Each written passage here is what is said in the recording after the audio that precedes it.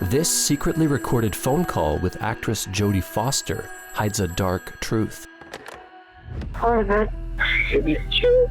Who is this? Oh no, not you again. It was a conversation that would change American history forever. Look, I really can't trust you, okay? You understand that it's dangerous? Oh, well, I'm not dangerous.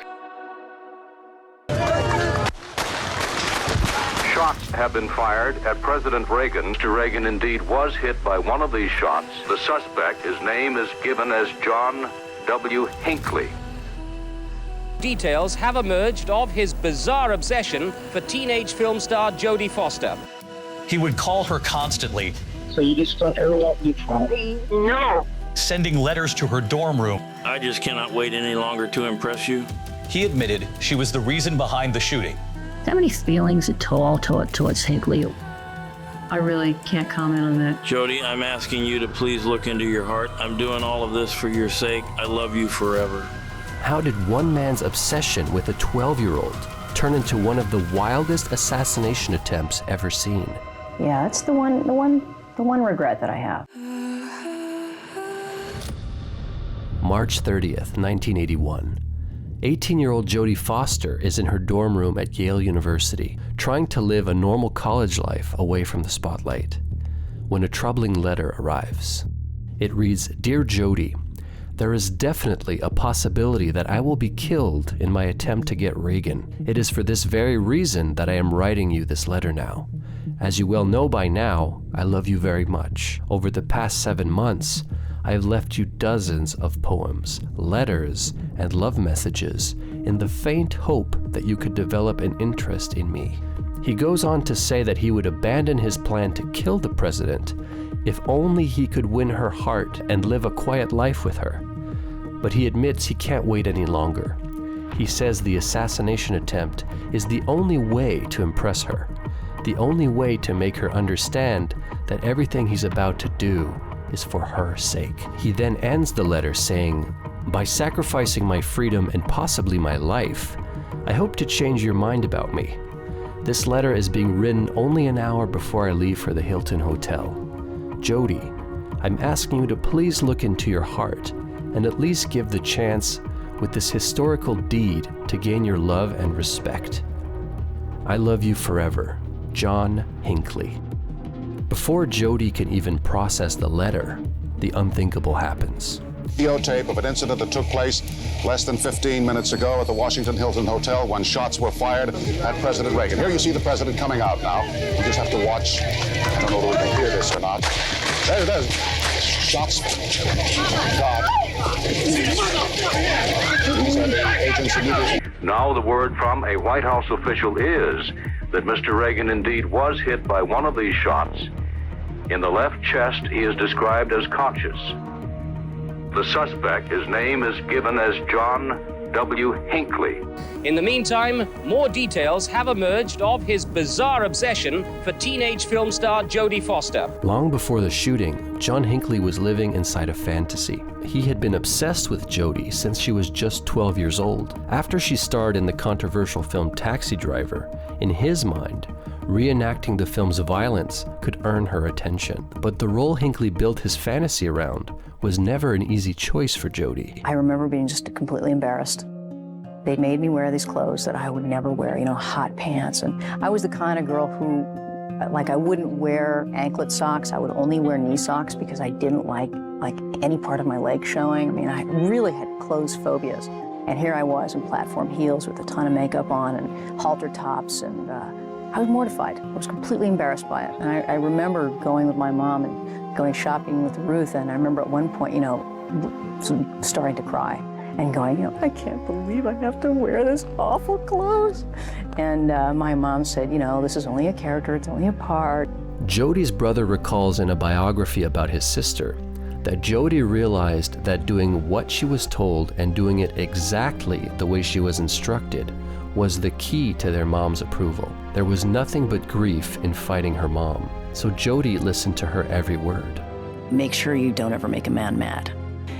Try to manipulate him and say nice things about, flatter him rather than make him mad, because making a man mad is dangerous.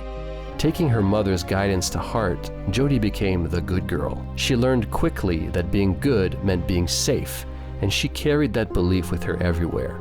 I liked going to work, and I liked, being on time, and I liked the discipline of all of that, and I liked doing a bunch of takes and having somebody say, no, do this, no, do that, and following them. He was great, smart and a good person to work with at such a young age, too, She was a very charming girl to be around, a lovely teenager, just pleasant to be in her company, and very smart. You could see her smartness, her brightness at that time. Staying in line opened doors she never thought possible, but it also placed a growing weight on her shoulders. What was your reaction when you received an Academy Award nomination for Iris? That was crazy. That was just crazy. To be a part of that, to be a part of the group was just extraordinary to me. But I think it also, it kind of scares you. Why, afraid to peak too soon? Well, it makes you different than the other kids. Yeah. And suddenly you feel a tremendous responsibility that everything that you do has to matter, and that you have to be as perfect as possible, I think. Throughout her teens, Jodie did as she was told, no questions asked. Between the ages of 10 and 18, she made 15 films. She was also the family's breadwinner, working to help pay the bills, a reality that created an unusual and complicated dynamic between her and her mom. You and your mother? Me and my mom, yeah. So it's like a marriage. Yeah. And you were the father. Is that right? Yeah. It probably looked like, in some ways, that I took care of the family. And that was part of my personality, yeah. She kind of sold it differently. She would say, well, you do one job, but then, your sister does another job, and we all participate. We're all doing a job, and this is all part of the family. But it is an odd thing for when you finally come to the realization that you did support your family financially. I think it's a kind of a strange burden. But when she turned 18, Jodie hoped to step away from the spotlight, from the work, the responsibility, and the version of herself she'd been forced to become too early. She decided to enroll into university. What was on your mind when you first went to Yale?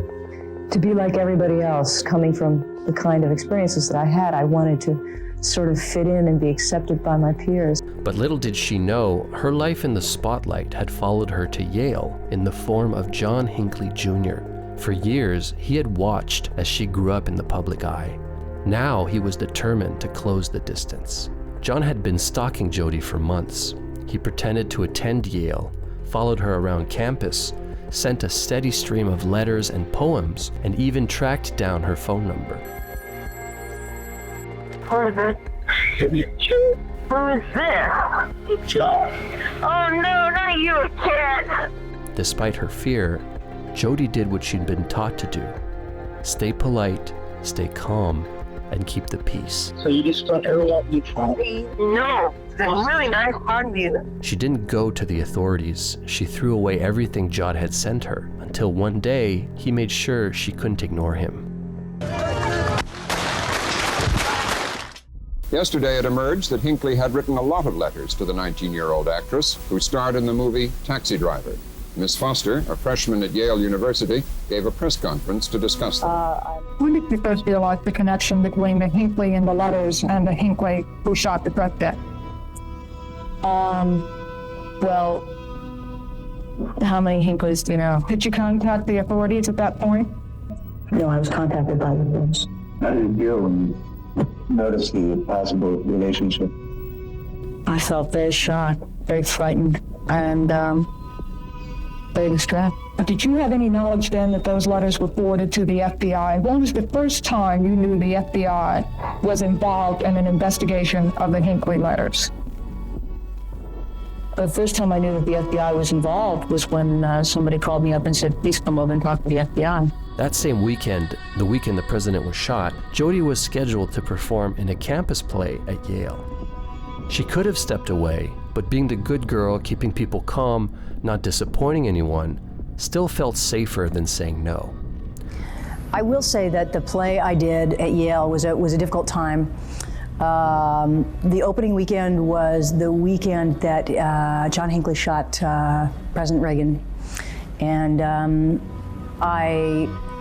it was a difficult time for me. I went into hiding. I couldn't finish up rehearsals. But I decided that, the show must go on. And it was a horrible time, and the performances were sort of sullied by this other factor and these other things that were going on. Those other things were new threats, not from John Hinckley, but from another man. His name was Edward Richardson. During the weekend of her play, Richardson arrived at Yale. He found the theater, he took a seat, and he intended to kill her. But when Jodie walked on stage, he lost his nerve and fled. What a scarring, strange moment in history for me, to be 17 years old, 18 years old, and to be caught up in a drama like that. Everything on the campus changed. Yeah. Well, somehow I had talked myself into thinking that maybe I was a little anonymous, and that I was like everybody else, and that nobody was watching me. And then, of course, came the glare of all the cameras trying to find me, and hiding places, and press conferences, and paparazzis, and all that stuff.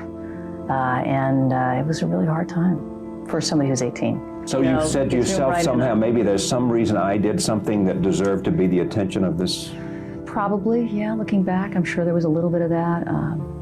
But then also just feeling, I felt guilty about everybody else. I felt bad that I had to drag everyone else through it in my life. I know that emotionally, it was so difficult for her that she almost felt like there was more she could have done before it happened.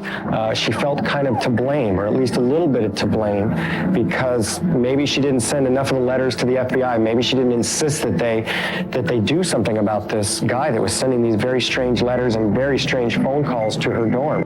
After years of being accessible, compliant, and available to everyone else, she finally retreated. I wish that I could live my life without knowing what it was to be famous. That's the one regret that I have.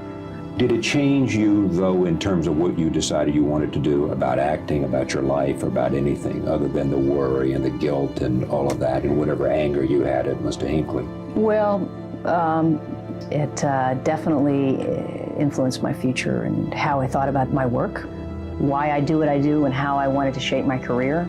Tell me, what were the answers that you came up with? Well, I probably, a part of me just didn't want to be a movie star. What I call a movie star, with the quotation marks around it. It's just being a celebrity for celebrity's sake. And I really, really wanted to make an effort that if I was going to be an actor, then I wanted to be, I want to be doing it for the right reasons. Jodie knew something had to change. She couldn't keep pleasing everyone at the expense of her own safety. She was no longer the little girl who did what she was told. It was time to put herself first. I tried to be as authentic as I possibly could, and I had to protect my own psyche from the publicness. I just had to figure out how to dig a trench around me and to survive intact. I've become really selfish because I never was when I was younger. And because you were always slavish to the profession. That's right, had to be a professional. And now I've really learned that life comes first. You learn at a very young age that people are trying to get something from you. Mm-hmm. And you learn that in order to keep a life and to have a life that you want, in order to have friends and have real intimacy and real friendships, that you have to draw a line. To this day, Jodie takes pride in being a private person by setting boundaries. She has been a role model for young actresses, navigating the same pressures she once faced alone. Like, I was so obsessed with being on set and working and not going to school and not doing all the right thing. I was like, I will make movies until I die. And she was like, you should do anything but that. Because you're a real human being. And it felt protective and nice. And I look at the room tonight, Kristen Stewart and Claire Danes, Jennifer Lawrence, all these young women that I've worked with who basically were child actors like I was a child actor. And I feel very protective of them because even though I think I have managed to get through the process relatively sanely, I have my scars. And I hope to be, in some ways, a member of their family that's out there protecting them. I think I have managed to survive and survive intact. And that was no small feat. I happen to be one of those people who was able to find resilience and use the challenge in some ways to become a deeper person.